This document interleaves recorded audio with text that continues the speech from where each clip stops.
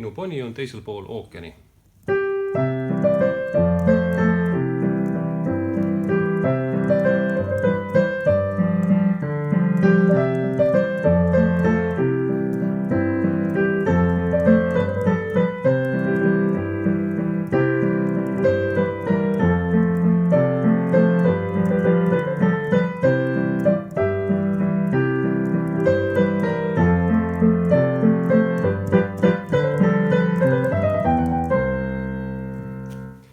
Ja kuidas seda nüüd mängida C-tuuris?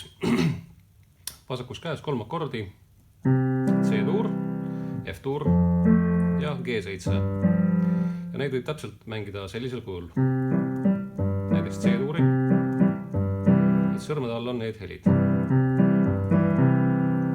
F-tuur, väikse hüppega. Siit siia on hüppe, aga siit siia enam mitte. G7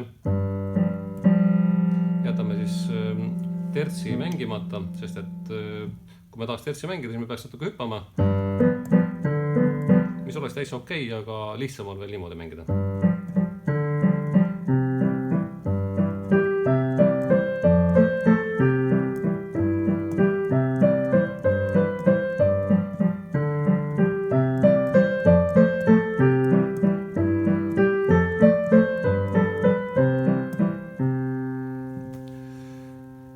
B-osa samamoodi. F.